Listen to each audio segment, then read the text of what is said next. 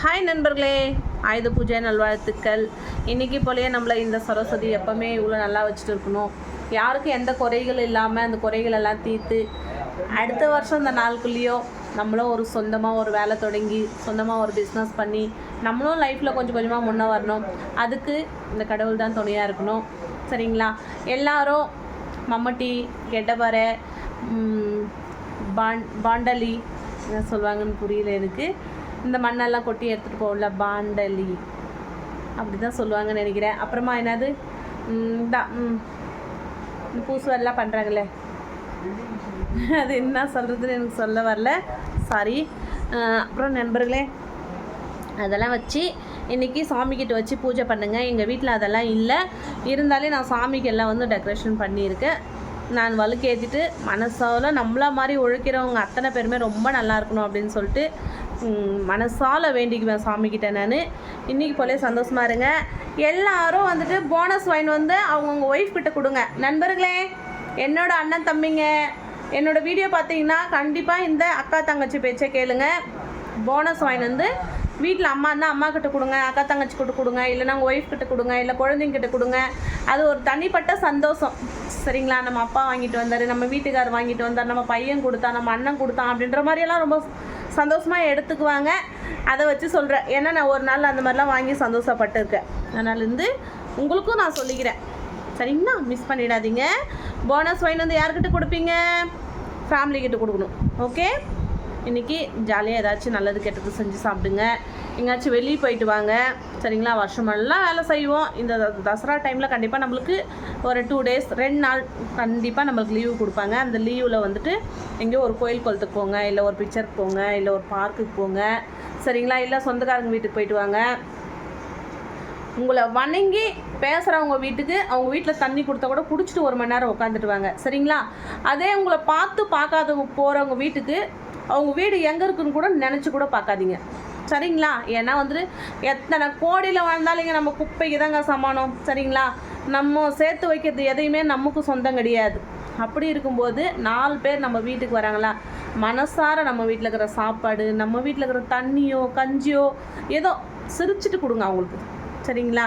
அதை விட்டுட்டு ஐயோ வந்துட்டாங்களே ஒரு 1000-500 செலவாயிடுமே என்ன பண்ணுறது அப்படின்ட்டு உள்ளே ஒன்று வச்சுக்கின்னு வெளி வேஷம் போடாதீங்க யாருமே. சரிங்களா? நான் அப்படி இருக்க வசதான் கடவுள் பொதுவாகவே சொல்கிறேன். இன்றைக்கி சரஸ்வதி பூஜை என் தலைமையில் வச்சுக்கின்னு சொல்கிறேன். நான் இதுவரையும் நான் எந்த ஒரு மக்க மனசாலுக்குமே எங்கள் வீட்டுக்கு ஒரு 4 பேர் வராங்கன்னா நான் ரொம்ப சந்தோஷப்படுவேன். எங்கள் வந்துட்டாங்களேன்னு ஒரு நாளும் நான் வருத்தப்பட்டதே கிடையாது. எனக்கும் 3 பசங்க இருக்காங்க. 3 பேர் ஆம்பளை பசங்க தான். என் பசங்களுக்கு கடவுள் புண்ணியத்தில் என்னோடய அப்பா அம்மா செஞ்ச புண்ணியமோ இல்லை நான் செஞ்ச நல்லதோ இல்லை கடவுள் என் கூட இருந்து நல்லது பண்ணுறாரா என்னன்றது எனக்கு தெரியல. இதுவரையும் என் குழந்தைங்களுக்கு ஒரு சின்ன குறைன்னு கூட நான் ஒரு ஹாஸ்பிட்டலுக்கு போனதில்லை, வந்ததில்லை. எனக்குன்னு ஒரு ஹாஸ்பிட்டலுக்கு போனதில்லை, வந்ததில்லை. நாங்கள் எங்களுக்காக ஒரு ஹாஸ்பிட்டலில் போய் ஒரு 10 ரூபா செலவழிச்சது கிடையாது. கடவுள் குடித்தில் நாங்கள் ரொம்ப நல்லா இருக்கோம் நண்பர்களே.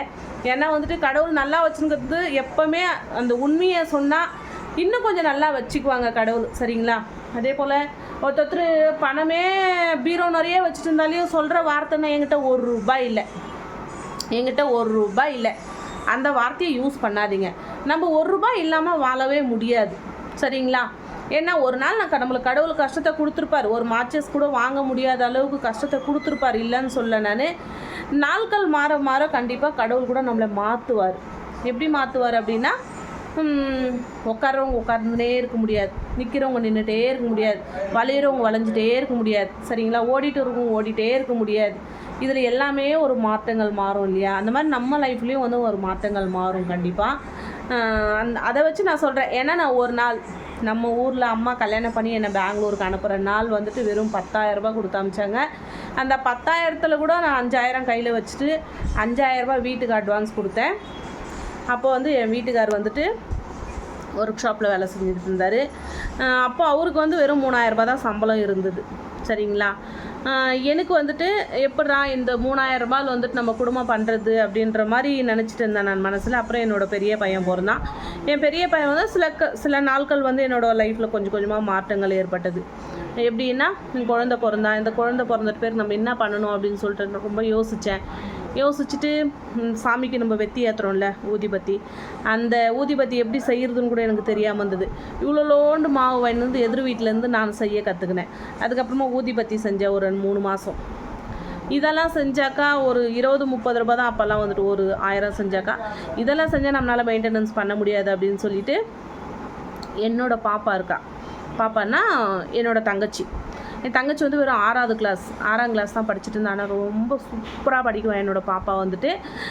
கடவுளுக்கு நெக்ஸ்ட்டு என்னோடய பாப்பாவை சொல்லிக்கிட்டா இல்லை என் பாப்பாவை சொல்லிவிட்டு கடவுளை சொல்லிக்கிட்டானே எனக்கு தெரியல. எனக்கு என்னோடய பாப்பாவை வந்துட்டு என்னோடய அம்மா, நம்ம அக்கா வந்து பெங்களூரில் இருக்கா, ரொம்ப கஷ்டம் ஆகிடும், நீ போய் குழந்தைய பார்த்துக்கோ, அக்கா வேலைக்கு போட்டோம் அப்படின்னு சொல்லிட்டு என்னோடய அம்மா வந்துட்டு அப்போது என்னோடய பாப்பாவை எங்கள் வீட்டுக்கு அனுப்பிச்சிட்டாங்க. என் பாப்பா தான். அதுக்கப்புறமா வந்து எனக்கு 3 குழந்தை பிறந்தாங்க. 3 பேருமே ஆம்பளை பசங்க தான். அப்போ வந்து என்னால் வந்து சில நாட்கள் வரையும் ஒரு 6 மாதம் வரையும் ஒரு பால் புட்டி கூட 30 ரூபா 40 ரூபா கொடுத்த ஒரு பால் புட்டி வாங்க முடியல. எனக்கு சேலரி வந்துட்டு எவ்வளோ அப்படின்னு பார்த்தீங்கன்னா, காலி 900 ரூபா கொடுத்துட்டாங்க. 1000 ரூபா கூட இல்லை, அதுலேயும் ஒரு 100 ரூபா கம்மி. அந்த 900 ரூபா சேலரியிலே வந்து நான் எவ்வளோ வாடகை, ஃபஸ்ட்டு வீட்டுக்கு வந்தப்போ நான் முத பெங்களூருக்கு வந்தப்போ 450 ரூபா வாடகைக்கு தான் வந்தேன். சின்ன வீடு, ஒரு குட்டி ஹாலு, ஒரு சின்னதாக ஒரு கிச்சன். இந்த கிச்சன்லேயே வந்துட்டு நான், என் குழந்தை, என்னோடய ஹஸ்பண்டு, என்னோடய பாப்பா தூங்குவோம். அதுக்கப்புறம் 3 குழந்தை ஆகிட்டு பேர் கூட இன்னும் கொஞ்சம் பெருசாக பார்த்தோம். அதுக்கு வந்து 800 ரூபா வாடகையில் போனோம். அதுக்கு நெக்ஸ்ட்டு வந்து 2500 ரூபா வாடகைக்கு போனோம். அப்படியே கொஞ்சம் கொஞ்சமாக எங்களோட லெவல் வந்துட்டு ரொம்ப என்னோடய கஷ்டங்கள் சொல்ல போனால் நிறையா இருக்குது. உங்களுக்கே ரொம்ப கவிதா இவ்வளோ கஷ்டப்பட்டு முன்னே வந்திருக்கான்னு நினச்சிருப்பீங்க. இதுக்கெல்லாம் காரணமே யார் அப்படின்னு சொல்லிட்டு பார்த்தீங்கன்னா என்னோடய பாப்பாவை தான் சொல்லிக்குவேன். ஏன்னா என் பாப்பா படிப்பு விட்டுட்டு என் பிள்ளைங்கள பார்த்துக்க வச்சு தான் நான் போயிட்டு ஒரு வேலைக்கு போய் இன்றைக்கி கடவுள் புண்ணியத்தில் நான் ரொம்ப நல்லா இருக்கேன். சரிங்களா? 900 ரூபா சம்பளத்துக்கு போனவோ இன்றைக்கி நான் ஒரு 20,000 சேலரி வாங்குகிறேன். ரொம்ப நல்லா இருக்கேன். என் குழந்தைங்கள்லாம் கூட நல்லா ஒருத்தர் டிகிரி படிச்சுட்டு இருக்கா. இன்னொரு குழந்தை வந்துட்டு 10வது முடிச்சுட்டு டீசல் மெக்கானிக் பண்ணியிருக்காரு. இன்னொரு பையன் வந்து 10th முடிச்சுட்டு வேலைக்கு போய்ட்டு இருக்கான். எனக்கு எந்த கவலையும் இல்லை நண்பர்களே. கடவுள் புண்ணியத்தில் ரொம்ப நல்லா இருக்கேன், நான் தான் சொல்லிக்குவேன். அதுபோல் என்றைக்குமே சரி, ஹஸ்பண்ட் சரியில்லை அப்படின்னு சொல்லிட்டு கெட்டுன்னு வந்துட்டு தாய் வீட்டுக்கு போகாதீங்க. தாய் வீட்டுக்கெல்லாம் போனோம்னா 1 நாள் 2 நாள் தான் மரியாதை, 3ஆவது நாள் கண்டிப்பாக மரியாதை கிடையாது. அதே கஞ்சி குடித்தாலையும் கூழ் குடித்தாலையும் நம்மளோட புருஷனோட வாழ்ந்தோம்னா மட்டும்தான் நம்மளுக்கு மரியாதை. எனக்கு தெரிஞ்சதை நான் சொல்லிக்கிறேன். இதுவரையும் எனக்கு கல்யாணம் ஆகி 22 வருஷத்தில் நான் ஒரே ஒரு நாள், எனக்கு இவ்வளோன்னு 13-14 வயசில் எனக்கு மேரேஜ் ஆகுது.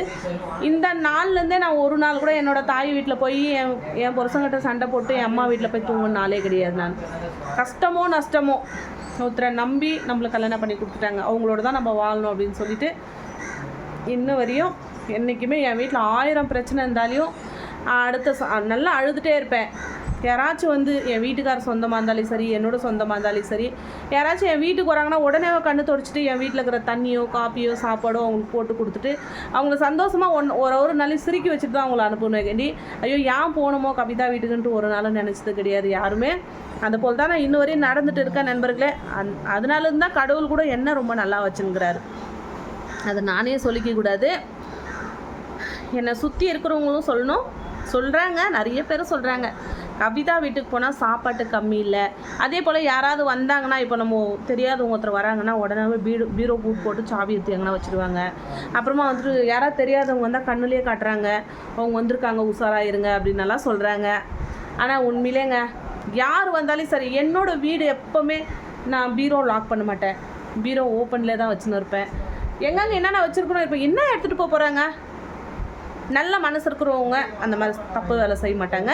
கெட்ட மனசு இருக்கிறவங்களுக்கு அதுவும்ல தான் நம்ம வீட்டை தூக்கிட்டு போகணுன்னாலாம் நினைக்க மாட்டாங்க. அவங்களுக்குள்ளே ஏதாச்சும் ஒரு குறை இருக்கிறதுனால தான் அதுக்கு ஏதாச்சும் யூஸ் ஆகுமான்னு சொல்லிட்டு தான் எடுத்துகிட்டு போவாங்க. அதனால் அது கண்டுக்கவும் மாட்டேன், அது யாருக்கும் சொல்லிக்கவும் மாட்டேன் நான். சரிங்களா? இந்த அனுபவமெல்லாம் நிறைய இருக்குது எனக்கு. அதனால தான் சொல்லிக்கிறேன் நண்பர்களே, இருக்கிற நாள் வரையும் எல்லாரும் சந்தோஷமாக இருங்க. நம்ம இருக்கிறது பூமி மேலே 4 நாள் தான். சரிங்களா? இந்த 4 நாளுமே வந்துட்டு அடுத்தவங்களை பற்றி குறை பேசாமல், அடுத்தவங்களை பற்றி நம்ம எதுவுமே பேசாமல் இருந்தாலே நம்ம வளர்ந்தோன்ற மாதிரி தான். அதே போல் நம்மளை முன்ன விட்டு பின்னாடி பேசுகிறாங்க, நம்ம முன்னாடி நல்லாவே பேசுகிறாங்கன்னா அதுக்கு கடவுள் பார்த்து தண்டிக்குவார் கண்டிப்பாக. நமக்கு 2 கண்ணு தான், கடவுளுக்கு 1000 கண்ணு இருக்குது. சரிங்களா? எப்போவுமே நல்லா பேசுகிறவங்கள நீங்கள் பின்னாடி குறை பேசினா கண்டிப்பாக உங்களுக்கு நோடியாச்சும் கொடுப்பாரு. இல்லைனாக்கா உங்களுக்கு கண்ணு முன்னாடி ஏதாச்சும் காட்டுவார். இதெல்லாம் தேவையா? அதனாலேருந்து யார் கதையும் பேசாமல் இருந்தீங்கன்னா ரொம்ப நல்லா இருப்பீங்க தானே. எதுக்கு வந்தது? அடுத்து உங்கள் கதை உங்களுக்கு எதுக்கு? தேவையில்ல தானே. ஆனால் பேசாதீங்க சரிங்களா. நாங்கள் வந்துட்டு 3 பொட்டை பசங்க, ஒரே ஒரு தம்பி இருக்கா எங்களுக்கு. நாங்கள் 4 பேர். நாங்கள் 4 பேருமே ஒரு எறும்பு கூட துரோகம் பண்ணாதவங்க, கடவுள் மேலே சத்தியமாக. நாங்கள் ஒரு எறும்பு கூட துரோகம் பண்ணாதவங்க. எங்கள் வீட்டுக்கு முன்ன பின்ன தெரியாதவங்க வந்தால் கூட சந்தோஷமாக உட்காந்து அவங்க வீடு மாதிரி இருப்பாங்க. என் வீட்டுக்கு வந்துட்டு இப்போ கூடங்க ஒரு 10 பிள்ளைங்க வருவாங்க. என் பிள்ளைங்களோட சேர்ந்து 10 பிள்ளைங்க வருவாங்க. அந்த பிள்ளைங்கெல்லாம் கூட என் பிள்ளை மாதிரி தான் பார்ப்பனே. ஐயோ என் பிள்ளைங்கள நம்பி வருதுங்களே, இதுங்களுக்கு நான் என்ன சொல்கிறதுனால யோசிக்க மாட்டேன். என்னோடய பிள்ளைங்களாம் யோசிப்பேன். அவங்களெல்லாம் வந்துட்டு அந்த மாதிரி ஒரு கேரக்டர். நாங்கள் நம்ம வீட்டில் என்னங்க பசங்க என்ன வருவாங்க, அம்மா சாப்பாடு இருக்கான்னு கேட்பாங்க. சாப்பாடு போட்டு கொடுப்பேன். ஏன்னா இல்லைடா அப்படின்னா கூட மம்மி தண்ணி சோறாச்சு எங்களுக்கு அரைச்சி கொடுன்னுவாங்க. சந்தோஷமாக சுட சுட ஒரு கிளாஸ் அரிசி போட்டால் பிள்ளைங்களுக்கு சாப்பாடு இல்லைங்களா. வயிறு நிறைய சாப்பாடு போடணுங்க. யாருக்குமே பணம் அள்ளி கொடுத்தீங்கனாலையும் கண்டிப்பாக பணத்தை வானான்னு சொல்கிறவங்க ஒருத்தரும் கிடையாது. அதே வயிறு நிறைய சாப்பாடு போட்டிங்கன்னா போதும்னு சொல்கிறவங்கள தான் இருப்பாங்க. அதுபோல் வந்து இருக்கிற நாட்கள் வரை எல்லோரும் சந்தோஷமாக இருங்க. எனக்கு தெரிஞ்சது நான் சொல்கிறேன். இந்த ஆயுத பூஜை அதுவும் சொல்கிறேன். அப்படி எதுக்கு சொல்கிறேன் அப்படின்னா, 2 நாளோ அடுத்த நிமிஷமோ இன்றைக்கோ நாளைக்கோ அல்ல 10 வருஷமோ 40 வருஷமோ 50 வருஷமோ 1 ஹவரோ 1/2 ஹவரோ தெரியாது நம்ம மூச்சு நிற்கிறது. இருக்கிற நாட்கள் வரை எல்லோரும் சந்தோஷமாக இருங்க. கவிதாவுக்கு தெரிஞ்சுது சரிங்களா. கடவுளோட ஆசீர்வாதத்தில், என்னோடய அம்மா அப்பா ஆசீர்வாதத்தில் நான் நல்லதே பண்ணுறதுனால என் பிள்ளைங்களுக்கு எந்த நோடு இல்லாத 100 வருஷம் தாண்டி என் குழந்தைங்க நல்லா வாங்கும். இது ஒன்று தான் நான் கடவுள்கிட்ட ரொம்ப வேண்டதே. அதுதாங்க. எனக்கு வந்து நகை நட்டு கொடு, எனக்கு ஆஸ்தி கொடு, எனக்கு பணத்தை கொடுன்னு கேட்க மாட்டேன். நான் ஒழிச்சு சம்பாதிக்கிறதுக்கு என்னோடய கை கால் நல்லா இருந்தால் போதும்னு நினைப்பேன். ஏன்னா என்னோடய கை கால் நல்லா இருந்தால் மட்டும் தானே என் பிள்ளைங்களை அடுத்தவங்கக்கிட்ட போய் கையே அந்த விடாமல் நான் சம்பாரித்து என் பிள்ளைங்களை காப்பாற்ற முடியும். நாளைக்கு என்ன பார்க்குறாங்களோ இல்லையோ அது எனக்கு தெரியாது. நான் இருக்கிற வரையும் என் பிள்ளைங்கள நல்லா பார்த்துக்கணும். இவ்வளோ தான். நான் எங்கேயும் சேர்த்தெல்லாம் வைக்கல நண்பர்களே, சேர்த்தெல்லாம் வைக்கல. இருக்கிறது வரையும் நல்லா சம்பாரித்து என் பிள்ளைங்களுக்கு நல்லா சாப்பாடு போட்டேன், நல்லா படிக்க வச்சுட்டு இருக்கேன் சரிங்களா. அவங்க கால் மேலே அவங்க நிற்கிட்டோம். நான் வேலை நல்லா படிக்காதனால தானே நான் போய் அடுத்தவங்கக்கிட்ட கை கட்டி வேலை செய்கிறேன். அதே என் 3 பிள்ளைங்கள நல்லா படிக்க வச்சுட்டாக்கா கண்டிப்பாக அவங்க சொந்த காலில் நின்று நாளைக்கு ஒரு நாள் எங்கள் அம்மா சொத்து சுதந்திரம் சேர்த்து வைக்கலனா கூட இன்றைக்கி 1 லட்ச ரூபாய் சம்பாதிக்கிற மாதிரி நம்மளுக்கு தெம்பு கொடுத்துட்டு போயிருக்காங்க அப்படின்னு லைஃப் லாங் நினச்சிக்குவாங்க. அதுக்கோசரம் தான் எல்லா பிள்ளைங்களுமே நல்லா படிக்க வைங்க. நம்ம கஷ்டம் 1000 இருந்தாலையும் பசங்களுக்கு வந்துட்டு கஷ்டத்தை சொல்லாதீங்கன்னு ஒரு நாளும் நான் சொல்ல மாட்டேன். என் குழந்தைங்களுக்கெல்லாம் வந்துட்டு கண்டிப்பாக நான் வேலை செய்யும்போது என் பக்கத்தில் என் பிள்ளைங்களை நிற்க வச்சுட்டு தான் நான் வேலையே செய்வேன். ஏன்னா என்னோடய அம்மா வந்து இவ்வளோ கஷ்டப்படுறாங்களா, இந்த 1 ரூபாய் எடுத்துகிட்டு வந்து தான் என் அம்மா எங்களுக்கு சாப்பாடு போட்டாங்களா அப்படின்ட்டு என் பிள்ளைங்க நினைக்கணுன்றதுக்காக எப்போவுமே என் பசங்களை பக்கத்தில் நிற்க வச்சுட்டு தான் நான் வேலை செஞ்சுருக்கேன். ஒரு பொழுதும் நான் என்ன வேலை செய்கிறேன்னு சொல்லிட்டு என் பசங்களுக்கு மறைச்சி செய்ய மாட்டேன். நான் என்ன வேலை செஞ்சாலும் என் பசங்களுக்கு தெரிஞ்சு தான் செய்வேன் நண்பர்களே. உண்மையாக இப்போ கூட பாருங்கள், என்கிட்ட ஆட்டோ இருக்குது. கடவுள் புண்ணியத்தில் ஆட்டோவில் கொஞ்சோன்றதாலே காசு வருது. அது 10 ரூபா சாமிக்கு செலவு பண்ணாலும் 20 ரூபா நான் வச்சுக்கிறேன் இல்லைங்களா. நான் சாரீ பிஸ்னஸ் பண்ணுறேன். அதே போல் வந்துட்டு கடவுளுக்கு 10 ரூபா செலவு பண்ணாலும் நான் ஒரு 20 ரூபா வச்சுக்கிறேன் சரிங்களா. நான் வேலைக்கும் போகிறேன். வேலைக்கு போய்ட்டு வந்து என் குழந்தைங்களுக்கு பசி இல்லாமல் சாப்பாடு போடுறேன். என் பசங்க கூட வர்ற பசங்களுக்கும் நிம்மதியான ஒரு சாப்பாடு கொடுக்குறேன். என் வீட்டில் தூங்குறாங்களா, ஆறாமல் தூங்குங்க. நான் இந்த வீடை கட்டி நான் போகிறேன். ஒன்றும் இல்லையே. இருக்கிற நாட்கள் வரையும் எல்லோரும் வர்றவங்க சந்தோஷமாக இருங்க சரிங்களா. என்னை பற்றி 1000 பேசுகிறவங்களே கடவுள் பார்த்து கண்டிப்பாக அவங்கள தண்டிப்பார். இந்த கடவுள் நான் உண்மையாக கும்பிட்ற சாமியை வந்துட்டு சரியா, பொய்யா கும்பல. அடுத்தவங்க கெட்டு போகணும்னு நினைக்கல, அடுத்தவங்க நல்லா வாழணும்னு நினைக்கிற அந்த கவிதா. அதனால் என்ன பேசுகிறவங்களுக்கு கடவுள் கண்டிப்பாக தண்டனை உண்டு. அப்போல்லாம் தலையை சுற்றும், மலையை சுற்றும். இப்போல்லாம் தலையை சுற்றிட்டு வந்து முன்னாடியே காமிக்கும் சரிங்களா. எத்தனை பேருங்க சுகர் இருக்குது, பிபி இருக்குது, ஏஞ்சிக்க முடியல, உட்கார முடியல சரிங்களா. இதெல்லாம் நிறைய பிரச்சனை இருக்குது. கடவுள் எனக்கு எந்த நோய் கொடுக்கலங்க, என்னோடய பிள்ளைங்களுக்கும் எந்த நோய் கொடுக்கல. நாங்கள் குடும்பத்தோடு ரொம்ப சந்தோஷமாக இருக்கோம் சரிங்களா.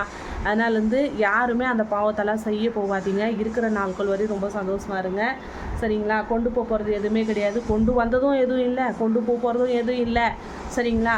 அதே போல் இருக்கப்பட்டவங்களை ஒரு மாதிரி தூக்கி வச்சு பேசுறது, இல்லாதப்பட்டவங்களை ஒரு மாதிரி இறக்கி வச்சு பேசுறது.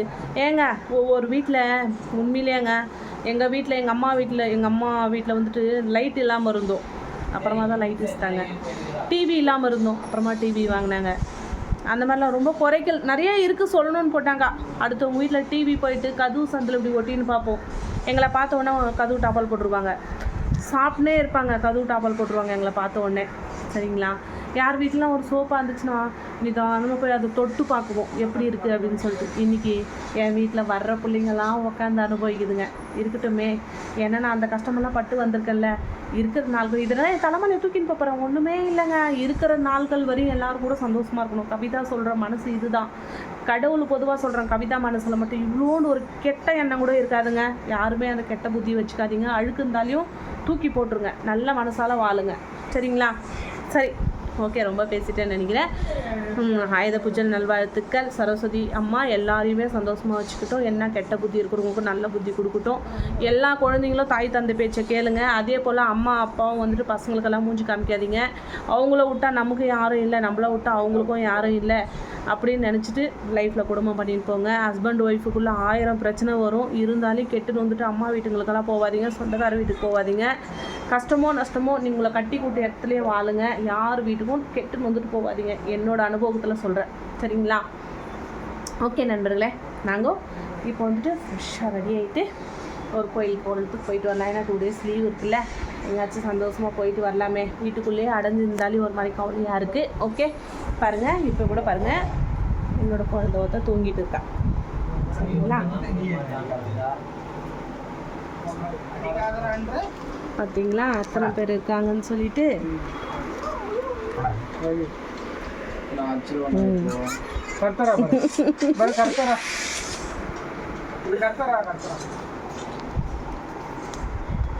பார்த்தீங்களா? இதுதான் என் குழந்தைங்க. எனக்கு இருக்கிறது 3 குழந்தைங்க. ஆனால் என் குழந்தைங்கள சுற்றி வர குழந்தை ஒரு 10 குழந்தையாச்சும் இருக்கும். எல்லா குழந்தைங்களுமே என் குழந்தைங்களா நினைப்பேன் கண்டி. அடுத்து உங்கள் பிள்ளைங்க வந்திருக்காங்களே, ஐயோ சாப்பாடு கொண்டா மூடிக்கலாம், வீட்டை மூடிக்கலாம், அப்புறமா எங்கே உட்காராதுங்க அங்கே உட்காராதுன்னு சொல்லலாம். அப்படிலாம் கிடையாது, அவங்களோட விருப்பம். ஏன்னா நாளைக்கு ஒரு நாள் என்னோடய லைஃப் இப்படியே இருக்குன்னு சொல்ல முடியாது. எங்கேயோ நான் ஒரு மூலையில் விழுந்து கிடப்பேன், ஐயோ அம்மா விழுந்துட்டுருக்குறாங்களே அப்படின்னு சொல்லிட்டு கண்டிப்பாக என் பிள்ளைங்கள்லாம் வந்து என்னை தூக்குவாங்கன்ற ஒரு நம்பிக்கையில் தான் எல்லா பிள்ளைங்களுமே என் பிள்ளைங்களாம் வளர்க்குறேன் நான். சரிங்களா? சரி, okay, bye, see you, tata.